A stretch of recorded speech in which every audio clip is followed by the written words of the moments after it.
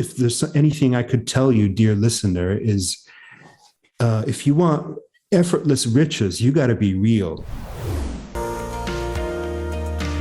Hello, everyone, and welcome back to the Everything is Influence podcast. And we have a really special guest today, but as always, we always go into the 4 levels of influence. Ultimately, how do we influence ourselves? How do we take that influence and transfer it to another human being? Level 3, how do we transfer it to groups?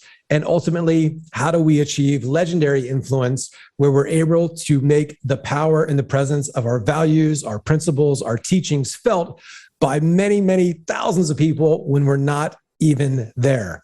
And our guest today has done that, and I've helped him do that because I recommended his book a bajillion times. We've got a sales course that about 1,500 students were going through every month, and a lot of them were buying that book, and they were telling me back what an impact it had on their life. And he's written, we'll get into how many books he's written, but without any further ado, Mr. Fredrick Dodson, how are you, sir? Hello, everybody. I'm Fredrick Dodson, and I'm fantastic. Happy to be on this show, which is funny for me because I claim to have never sold a thing my entire life. And I also claim to have no influence, no marketing whatsoever. But of course I do, right? Yeah. So thanks for having me.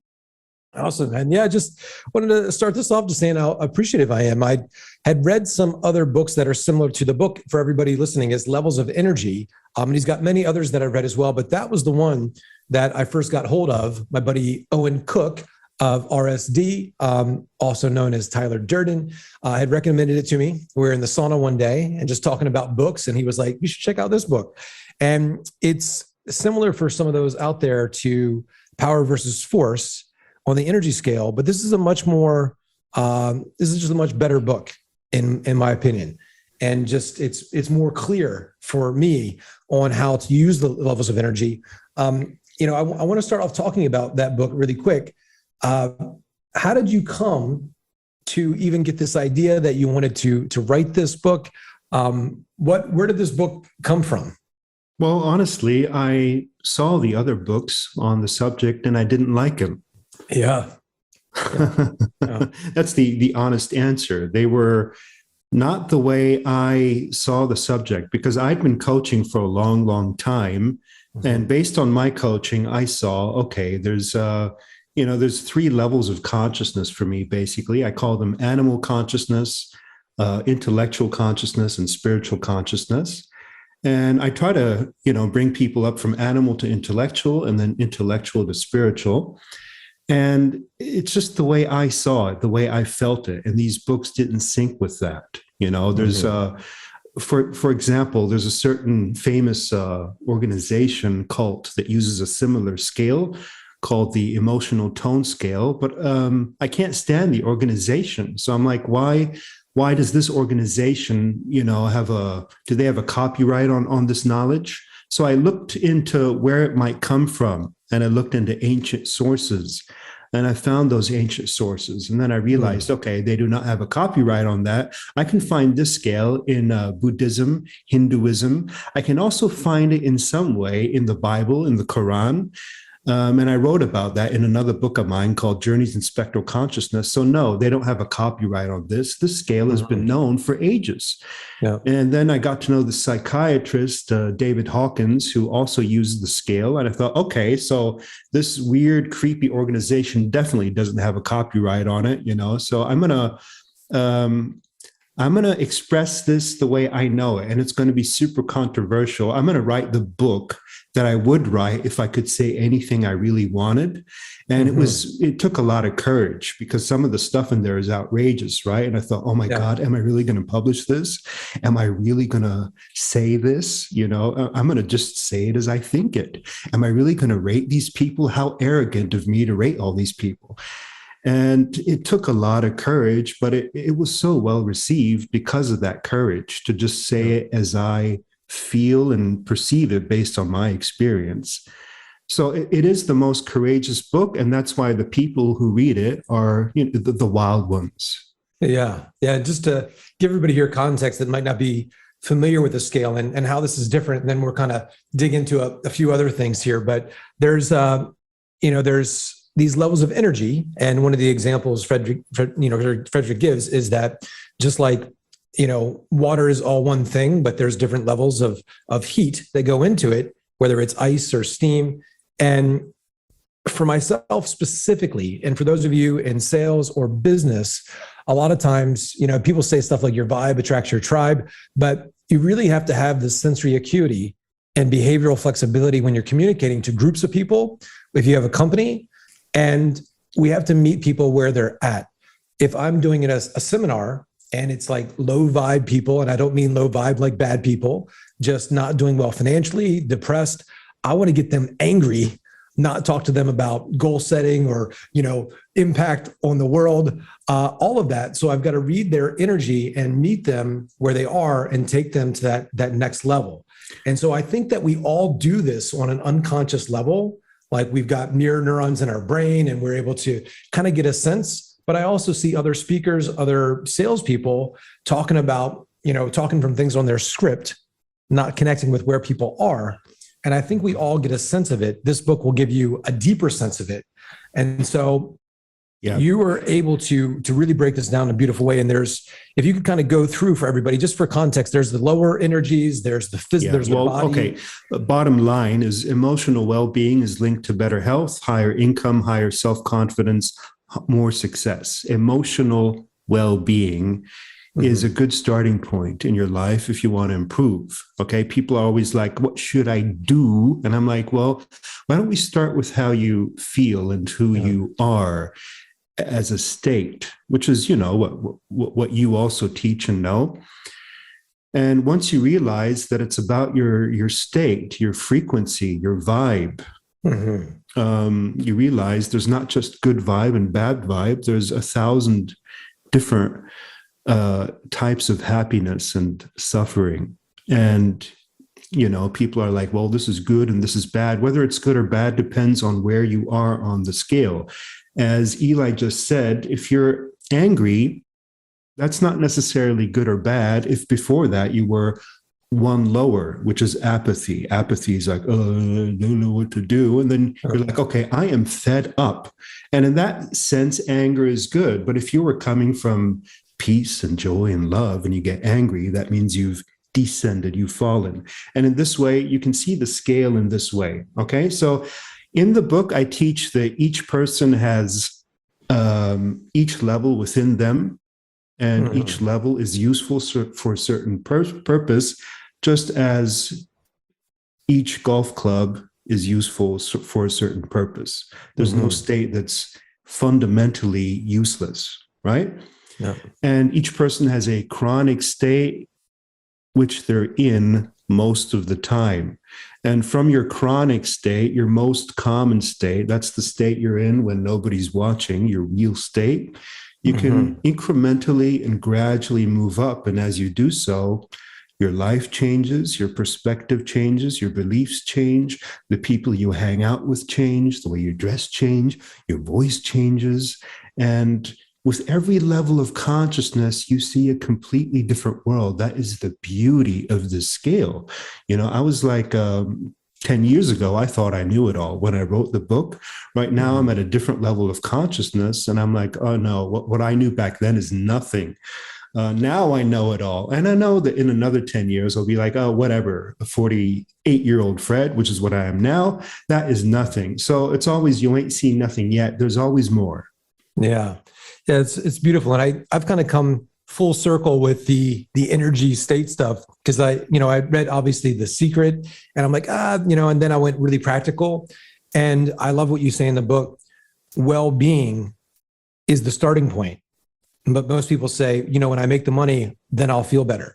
But they're in this chronic state all the time of wanting and trying to get something instead of just making it the starting point and then acting from that space. And then all of our actions, our communication will land different, regardless of the strategy or the tactics of the sales technique or the script or whatever.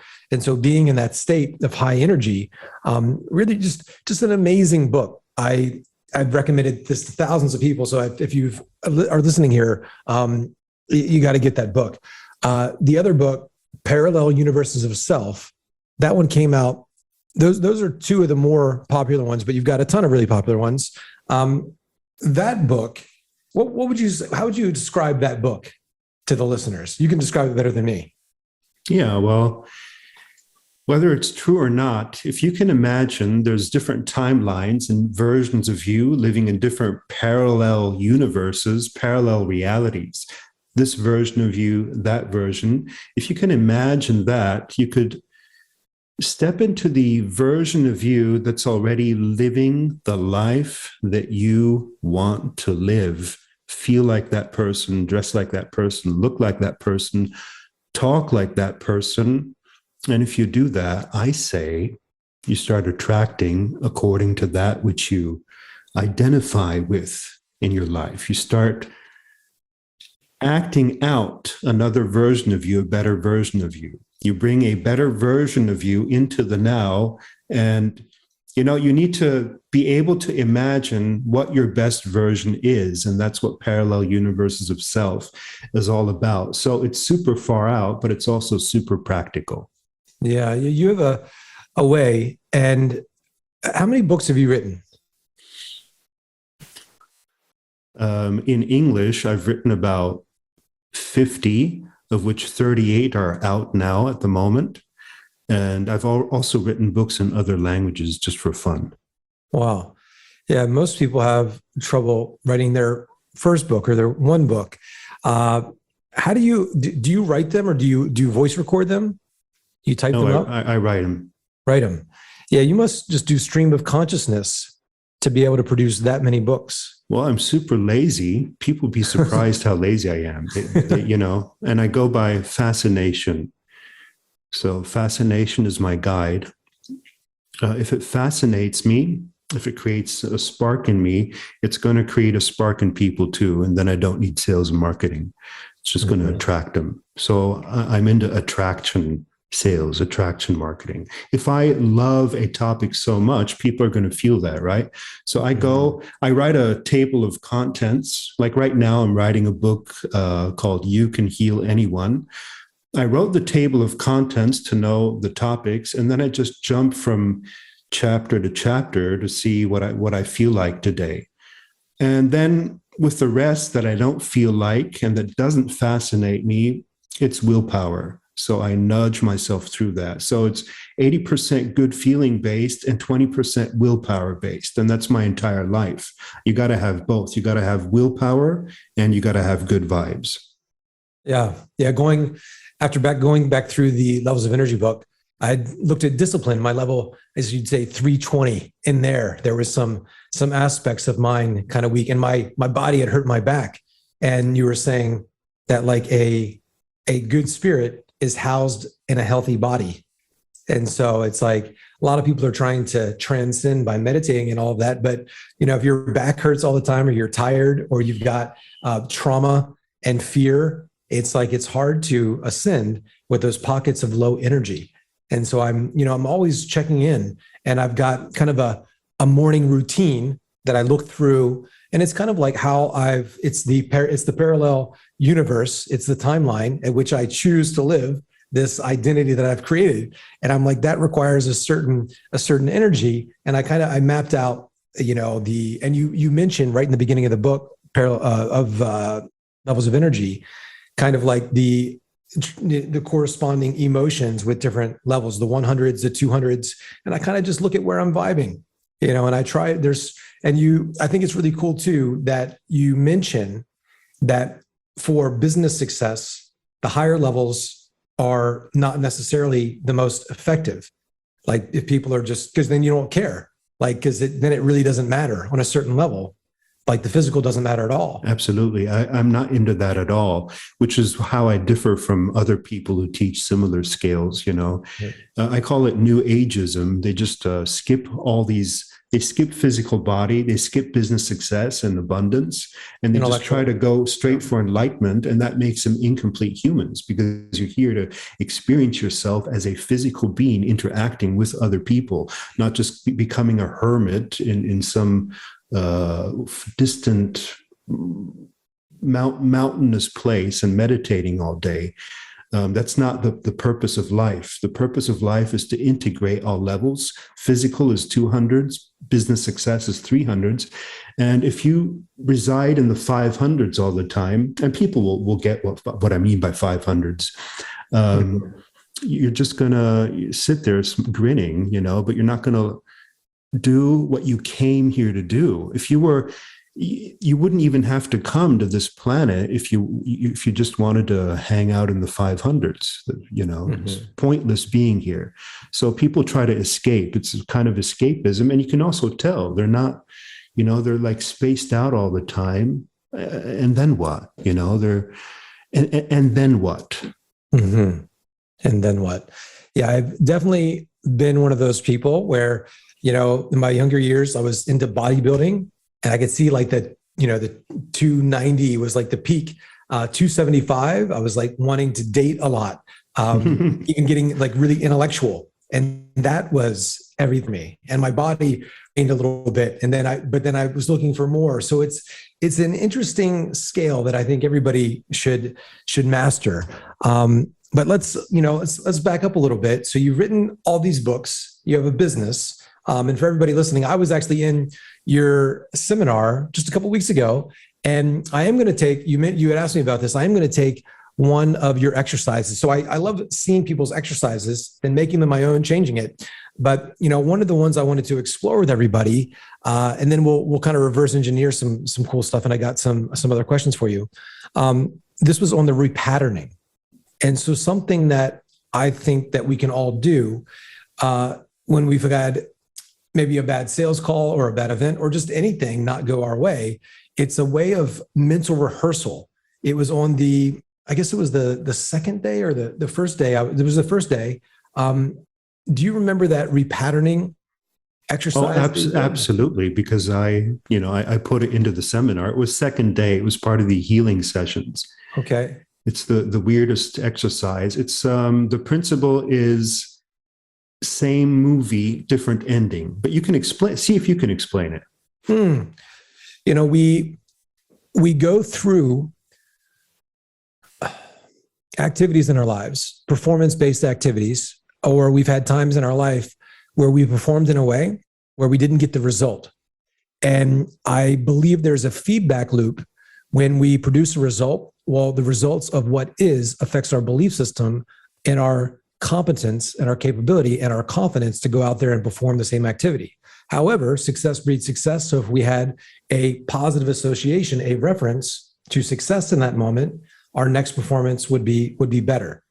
So if we can kind of go back and visualize a positive outcome and really emotionalize it on a deep, not just intellectual level, like I see it, but if we can associate a positive association to the activity, our next activity will be stronger.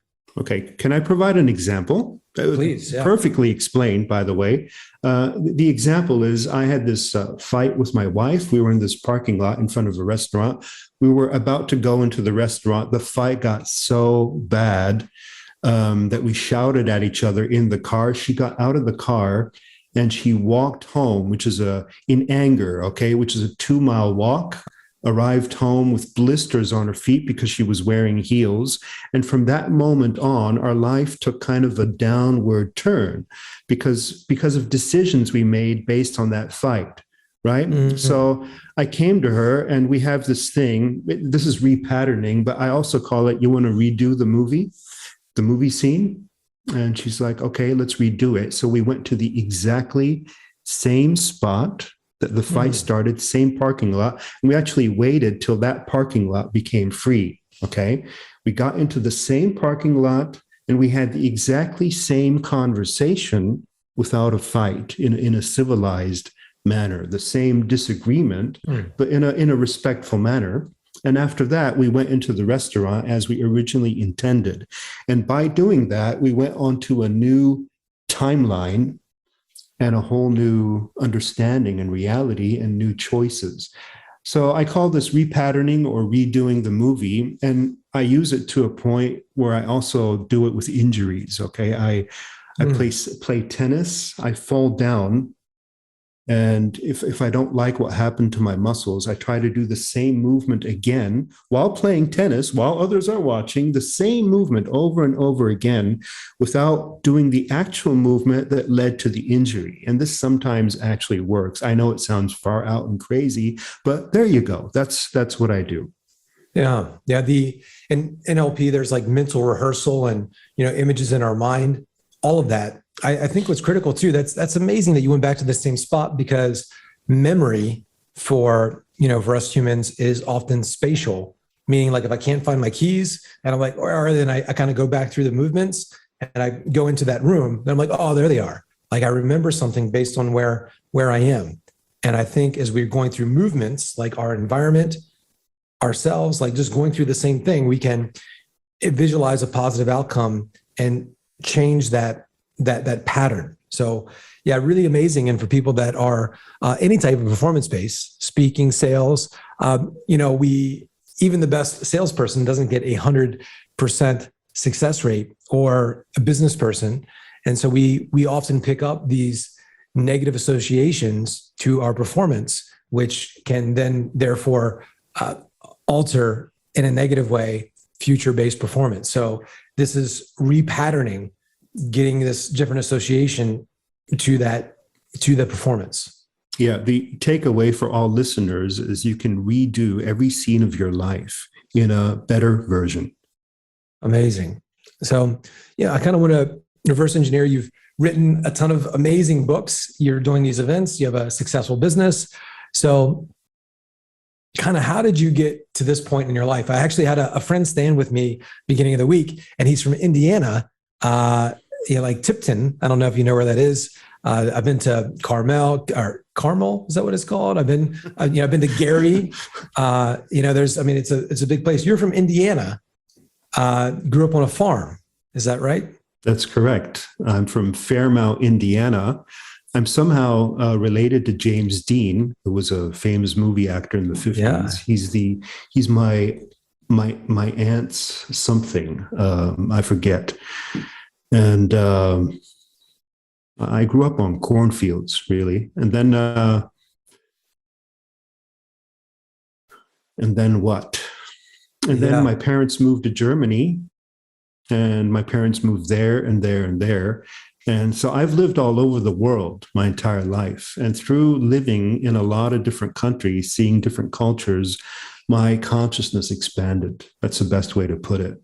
Mm-hmm. I've also had a lot of strange experiences you might call paranormal, that I couldn't explain as a kid, and I got disillusioned because my parents couldn't tell me what's going on. My teachers couldn't tell me what's going on. So I had to figure it out. And the only way I knew to figure it out was to go into a library. So while my friends went out to play soccer, I'd bring home tons of books to try to help me explain what I was experiencing. Okay. Mm. Such as out-of-body experiences. And I read and read. I read science, I read religion, I read this, read that, and none of it satisfied me. So eventually I said, okay, I got to write it myself. If I can't find it, I got to write it myself. Mm. Now you must read a lot. What books have had the biggest influence on you and your way of thinking? But you've read so many, obviously. Are there any that stand out? Eli, if that were the case, I wouldn't have written my own. There you go. You're right. So I don't, people ask me, what books could you recommend? Well, if I could recommend any, I wouldn't have written them, right? If I really love these books and they were complete for me. So there's always a better way to explain things. I like to take mystical and weird topics and make them practical for practical everyday use. That's how I see what I do. Mm-hmm. Were your parents into this type of this energy consciousness work or no? No, they were not. Okay. And so they were actually, my dad was a Pentecostal healer, Pentecostal Christian healer, and he was against me reading books that were not Christian, right? So I rebelled against him. He was a great healer. I mean, his healing worked. He healed people at home. I saw him heal crazy stuff. But nonetheless, despite his abilities, there was a fanaticism, a narrowness, right? So you can have, normally, if you're a really good healer, you are a hero. If you're a really good healer, you have this narrowness of focus. You need to be a little bit of a fanatic. And he was fanatic, and he threw away my books at one point. And I think that's what made me an author. That must have been the pivotal moment where I said, well, I'm not going to have anybody suppress my freedom of reading and freedom of speech. So I read everything I wanted, you know. And later, I appreciated my father in a different way. I appreciated that he had to be narrow in order to succeed in what he was doing. So I have no hard feelings. I'm good with him. We're good together. But that's a story that I often don't tell. You got it out of me. Good job, Eli. Yeah. So from there, you said, you mentioned this in the book, Parallel Universes of Self, that at a very young age, you had kind of an out-of-body experience. Yeah. That you saw you're floating above your body. Not just one. One. Okay. Not just one experience. Yeah. Many. Kind of explain to us what that was like, you know, because that would freak me out a little bit. Yeah, I was scared. Yeah. It's daunting and scary and confusing. And, you know, you perceive things, you perceive your parents conversing in the other room, you know what they said. You see your body from the outside. It's a liquid-like reality. You flow in and out of rooms. It's not as fixed as this. And it's shocking, you know, but you realize from that moment forward, you realize you're not the body, never were. And you also realize that most of what you learn in school is BS. Yeah. And I'm like, okay, this whole thing is just BS. It's not real. I know what's real. I'm not the body. I'm spirit, period. And it helped me, you know, it helped me see the whole world in a different light. So there's no fear of dying because there's no such thing as death. And it's all good. Amazing. What was your first job? Well, it depends upon how far back you go. You know, my first official job, I should take the selling sport shoes in a sport shop job. That was my first long-term job. And then from there? From there, I worked in a TV company. I actually applied to work at TV because I thought I'm going to go into entertainment, and I actually got the job. At first as a volunteer without pay, and then later in the newsroom. And I didn't like the job at all when I saw how news is made, you know, with a total lack of depth. The newsroom, total lack of depth. So I got out of there, and then I worked as an English teacher. And in Germany as an English teacher. And I did these 6-day courses, 6-day seminars where people were promised they're going to learn English in 6 days. Totally impossible, but that's what they were promised. And that made me hard as steel because people were coming in, they expected to learn the language in 6 days. Like, how do I come up with making them believe they learned the language? Okay, how do I do the impossible? It's this company, you know, run by this fraud, basically. And the same company then asked me to do NLP courses. I'd never heard of NLP. Like, okay, I can do it. So he gave me a folder with NLP materials, and I read through it. I'm like, yeah, okay, I can do this. And then these big wigs from different companies, Microsoft, Siemens, whatever, they came into my Nokia, they came into my seminar for NLP. So suddenly I'm an NLP trainer with no background whatsoever. Okay, just fake it till you make it, acting as if. Yeah. Because I was a good actor in my early 20s and no experience, bug-eyed young kid, all right, now we're going to learn NLP. And then I did presentation training, project management training, speech training. I was trainer every single week. Okay. Seminars were 7 days from morning to evening for years and years and years. And you know how that makes pressure makes a diamond, such pressure. Everybody was older than me. I'm this kid coaching 50 and 60-year-olds. So eventually I noticed that my boss was always buying a new Porsche and I was going home by subway. Right? And I thought, what was this? What city was this? Munich, Germany. Okay. Okay. So he was always driving Porsche and I was always going home by subway. I was making $800 a month or something. I don't know. And I started calculating after years. Okay, wait a minute. He makes this month. He makes about 50,000 per seminar, and I make 800. Huh. Wow. So I quit and I opened my own school. Did you sell people on the back end of those seminars into something? No. Okay. I could have and should have, but I didn't. I was never into selling, to be honest. You're the sales guy. I'm the exact opposite of you. I was just into, I had created all the materials for this company. They were getting so rich off of me. Many people were getting rich off of my work. I was just this creative guy, and I realized these were people with no creative talent who were exploiting a creative guy. And they had other creative trainers too. They were smart. They only employed very creative people, right? And they were getting so rich off us. I thought, okay, I just got to be a little bit of a business person. So how do I do this? I'll set up a website and I'll start offering it myself. And I got into search engine optimization and all that. And that's how it started. About what year is that? Early 2000s. Okay. Late 90s. So you decide to create your own business.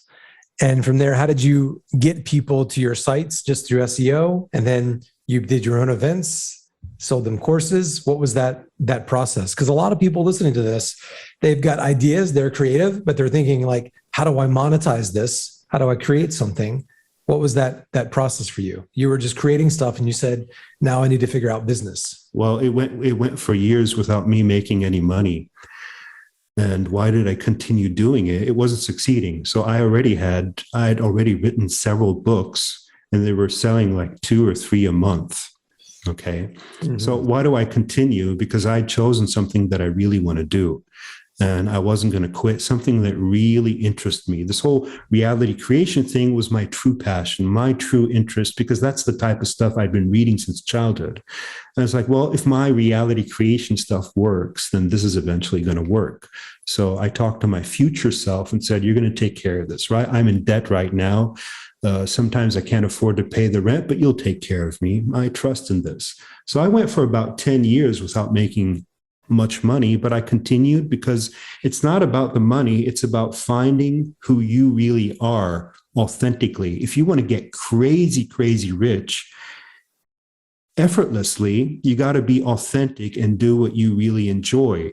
And that path might take a little longer, but man, it pays off. If there's anything I could tell you, dear listener, is if you want effortless riches, you got to be real. Okay. So I continued. Nobody was reading my stuff and I just continued and continued. And I thought, okay, if my stuff were really that good, I'd be making money without marketing or sales because I refuse to do marketing and sales. So I just got to become more valuable. That's what I figured. I think that's the one thought that made me successful. I just have to be even more valuable. Okay, because apparently I'm not valuable enough. If I were, people would be buying it. So how can I write something even better? People are still not buying it. Okay, how can I get even better? People still don't give a fuck. Okay, how can I get even better? Yeah. Even better. And then finally, you get so good, you get irresistible, you just get so good. I can't put it any differently. I know I'm good now, but I know I used to suck for a long, long, long, long time. And you can tell by your bank account that you suck, and that's fine. You got to confess to that, because if you're like, well, I'm doing a good job, I don't have money, such a thing does not exist. You're not doing a good job and you don't have money. If you're actually doing a good job, if you're providing something people actually want, then you have money.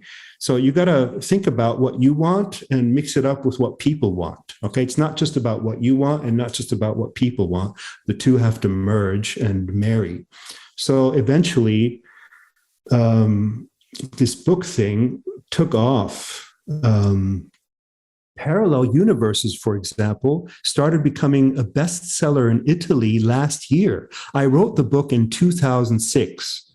Wow. And, last year, 2021, it's in the bestseller list, ranked in the national bestseller list in the top 10. I think it went down to 3 or something, or even, I don't know, but suddenly sales of that book took off. And I'm like, where were these people in the last 15 years? Right. Back in the day when I wrote the book, nobody cared. And now it was like parallel universes of self. I get emails from Italy now every day, Wow. So it's weird. Every book has its time, I guess. But I knew that back then. I knew that my future self would take care of me. Amazing. Yeah. So inside of also I'd gotten I guess it's like a membership to all your courses. You have an unbelievable amount of courses, exercise, process, like the repatterning we're talking about, where you go into all these different reality creation techniques. What is your favorite technique for, getting somebody to that place to influence themselves and create the reality that they want?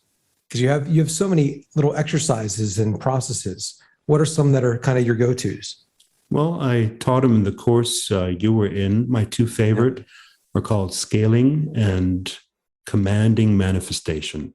Scaling means to feel and visualize your life at level 5, level 4, level 3, level 2, then up to level 6, 7, 8, 9, and go back and forth on the scale several times, called scaling. Find it in my members section on the website, realitycreation.org, plug intended. Yes. And the other one is called command manifestation. If you type that into Google, you'll find my video on the subject. Command manifestation. What is that? I remember it, but for our listeners. By the power of the Most High, I command my back to heal right now. I'm feeling the healing of my back right now as I walk freely and flexibly. I command all the past issues and negative energies stuck in that to release and disappear and dissipate right now. I command everything to be better and get better in the next minutes and hours to come without even me consciously thinking about it. I command all of these things to come to pass. In fact, they've already come to pass. I command they've already come to pass. You see how I'm getting into it? It's speaking on something the way you prefer. It's commanding it. I love it.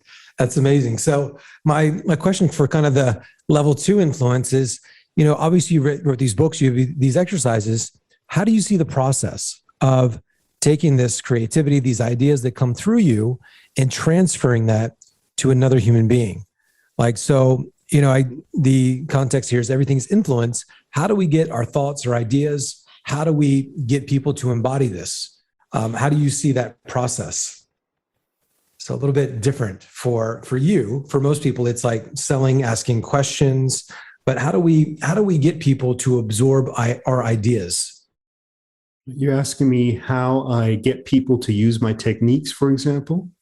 Yeah, to embody the techniques and take them on. Because even for myself, like I'll hear a concept and I've listened to the Levels of Energy book like 80 times. And I think so repetition, consistency, emotion, it's, focus, meaning, physiology. So I make sure I'm in a good physiology. And I know that if I've not been hydrated or haven't slept, I'm not, I'm kind of locked in. But when we have abstract concepts that we're trying to sell or get across, that aren't tangible. Like I can say a widget works like this, but how do we get people, how do we explain abstract ideas or concepts to people in a way that they actually see it?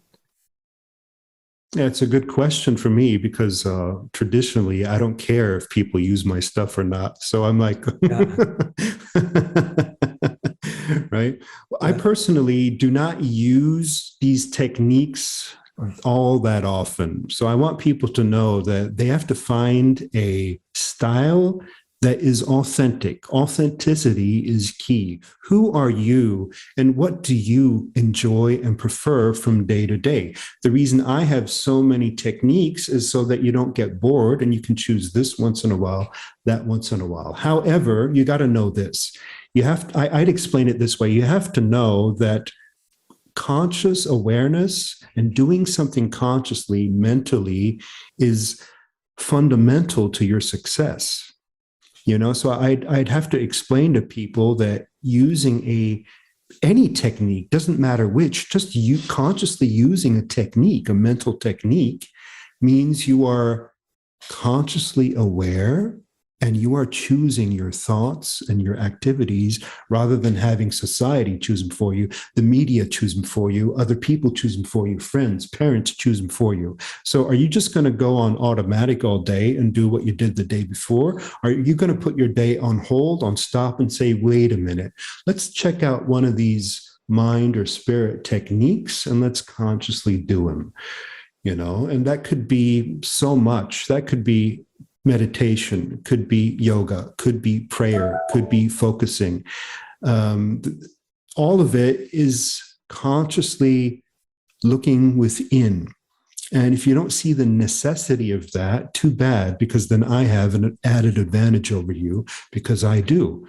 Okay, if you don't want to do it, that's your problem because your success comes from within. 90% of the people out there don't want to look within, and that's why they're in the situation they are. Mm-hmm. Amazing.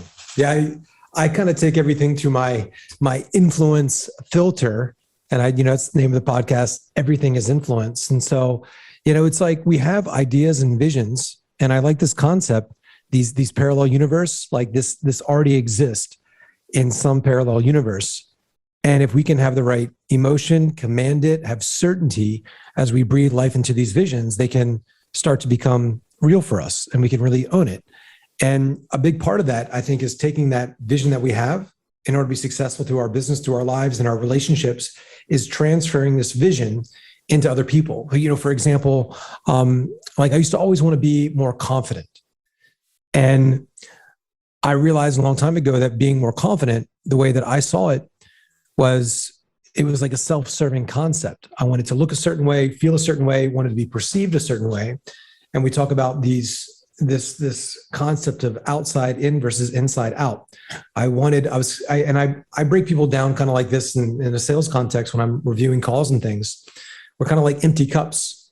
And some people, their cup's a bit empty.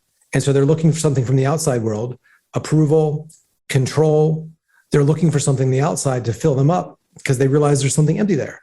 But somebody very confident, it's almost like they're full of themselves, like the cup is overflowing. And so they're there in this communication, not to get something, they're there to fill somebody else's cup. And some people have things that take down their energy. And so they go into this communication empty and they're looking to get something as opposed to filling somebody's cup. And when you think of somebody very successful, you could even say they're kind of full of themselves. That is beautiful. And that is true. And that is actually a weakness of mine. And that is absolutely wonderful. So that's something I'm taking from you in this session, by the way, because that's a weakness of people who teach. They have so much to give and so much to teach, they overwhelm people, right? Whereas I'd love to just sit there once in a while and receive. In my seminar that I did recently, I sometimes sat there and I was like, you bring it on.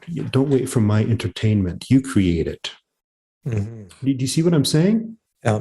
I think we all have, in the way that I look at it, like this cup, sometimes like I have a leakage in my discipline, and that leakage is lowering my energy. And another concept that I talk about a lot is life supports that what supports life. And if I'm doing things to have self-confidence, self-respect, support myself, take care of myself, well, that's all about myself.